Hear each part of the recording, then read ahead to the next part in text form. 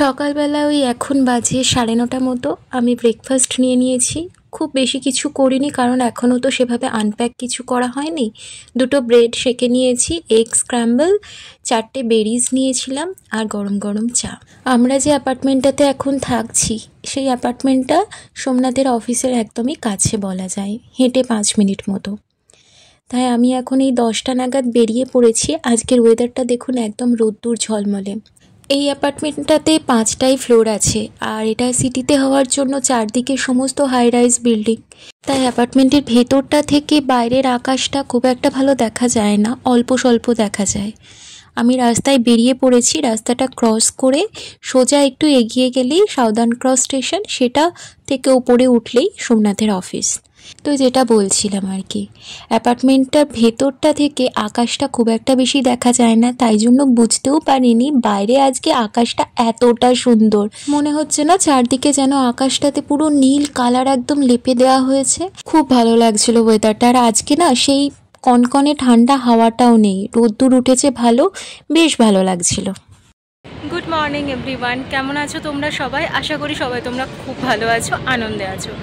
আমরাও ভালোই আছি। সোমনাথ সকাল সকাল 9টার মধ্যে অফিস বেরিয়ে গেছে, আর আমিও এখন 10টার সময় ব্রেকফাস্ট করে বাইরে চলে এসেছি। সোমনাথের অফিসের সামনেই দাঁড়িয়ে আছি, ওয়েট করছি। আজকে আমাদের কয়েকটা ঘরের ইন্সপেকশন আছে, মানে যে বাড়িগুলো দেখছি সেগুলোতে ইন্সপেক্ট করতে যেতে হয়। তোমাদের ডিটেলসগুলো পরে আস্তে আস্তে এই ভিডিওতেই সবটা বলবো, কিভাবে এখানে বাড়ি পেতে হয়। একটা নির্দিষ্ট টাইম থাকে, তো আমরা 11টার সময় ইন্সপেকশনের টাইম, তাই ওর অফিসের সামনে এখন 10:30 মতো বাজে। এসে কল করে দিয়েছি, নামবে, দিয়ে একসাথে দুজনে যাব ইন্সপেকশনে।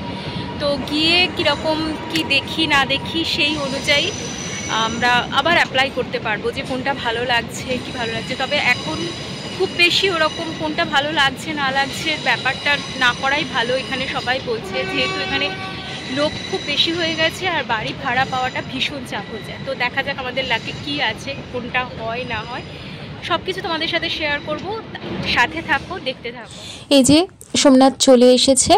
এবার আমরা দুজনে এখান থেকে নিচে নেমে রাস্তা থেকে ট্রাম ধরবো। এখানে ট্রাম সার্ভিস ভীষণ ভালো, আর সিটিতে পুরোটাই ফ্রি ট্রাম জোন।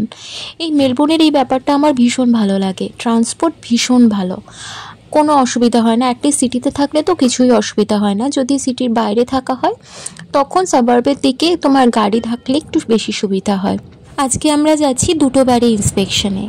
এই ইন্সপেকশন করার আগে আমাদের রিয়েল এস্টেটে কয়েকটা বাড়ি দেখে সেগুলোর ইন্সপেকশনের জন্য অ্যাপ্লাই করতে হয়। তারপর ওরা অ্যাকসেপ্ট করে তোমাকে মেল করে, একটা নির্দিষ্ট টাইম দিয়ে দেয়। আজ যেমন 11টা টাইম দিয়ে দিয়েছে।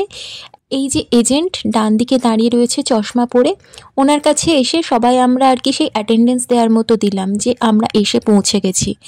উনি 11টার যখন টাইম দিয়েছেন, 11টা একও করেননি, করেও না এখানে কেউই।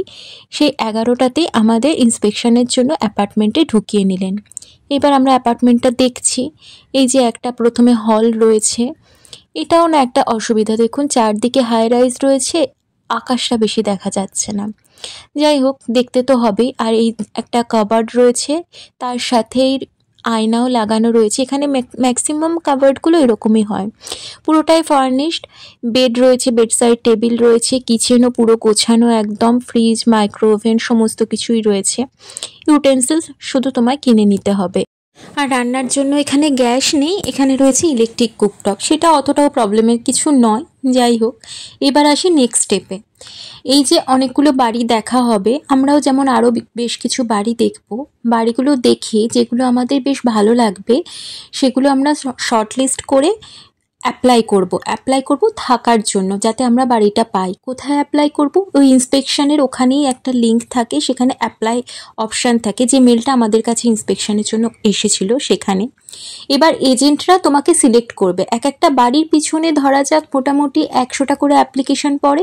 তারপর এজেন্টরা তোমায় সিলেক্ট করে লিজের কন্ট্রাক্টের জন্য টাকা পাঠাতে বলে। 6 মাস থেকে 1 বছর লিজ করা হয় মোটামুটি।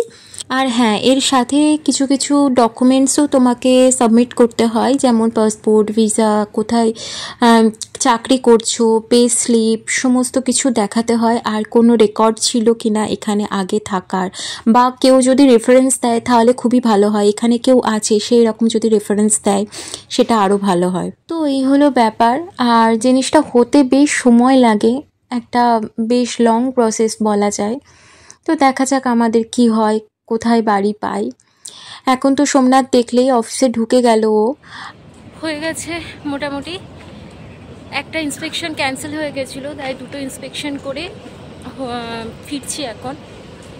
সোমনাথ দাঁড়ান, রাস্তাটা ক্রস করে নি, সবুজ আছে, ওয়েট, সবুজ আছে, রাস্তাটা ক্রস করে নি।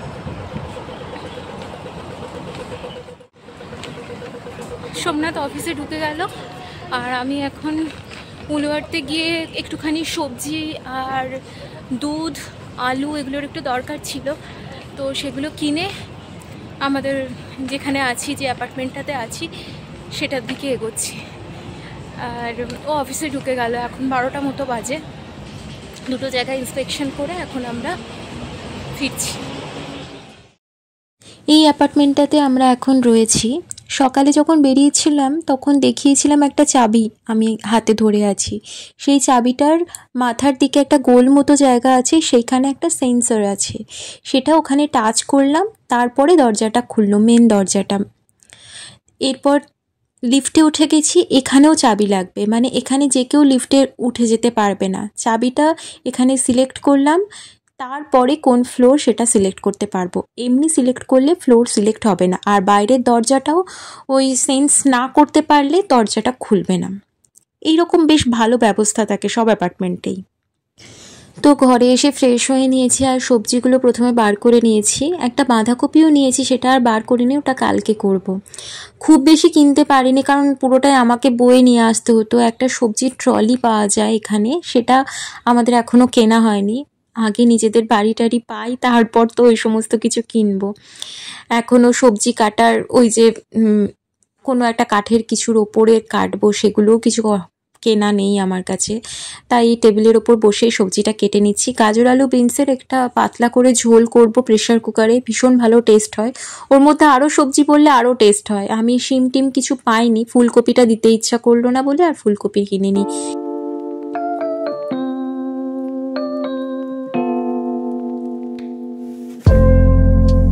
সবজিটা আসলে কিছুই নয়, ঝোলটাতে জাস্ট জিরে ফোড়ন দিয়ে, ধনে জিরে গুঁড়ো দিয়ে প্রেশার কুকারে সিটি দেওয়া, নুন আর মিষ্টি দিয়ে। ও ডিমের কারিও আছে, কিন্তু আমার এখন আর ডিমের কারিটা খেতে ইচ্ছা করছে না। সকালে বানিয়েছিলাম, সোমনাথকে লাঞ্চে দিয়েছিলাম, মুসুরির ডাল আর ডিমের কারি, ওকে ওটাই টিফিনে দিয়েছি। আর বাড়ি এসে সবজির ঝোলটা করা থাকলে ওটাও খেতে পারবে। আর আমি এখন গরম গরম ভাত, মুসুরির ডাল আর এই ধোঁয়া ওঠা সবজির ঝোল। এই যে টাটকা সবজির ঝোলের টেস্টটা যা হয় না, দেখলে খুব পাতলা লাগলেও কিন্তু খেতে ভীষণ ভালো হয়। আমার মা এই ঝোলটা আরও ভালো করে, আরও সবজি দিয়ে আরও টেস্ট হয়। আমি তো অত ভালো টেস্ট করতে পারি না, কিন্তু তাও যতটা পারি করি। তো আমি এখন লাঞ্চটা করে নিই। আর তোমরাও ভিডিওটা যদি কিছু ভালো লেগে থাকে প্লিজ আমাকে জানিও, সাবস্ক্রাইব করো, লাইক করো। এরকম আরও অনেক ভিডিও তোমাদের সামনে নিয়ে আসবো। তো আজকে আসি, টাটা, সবাই ভালো থেকো।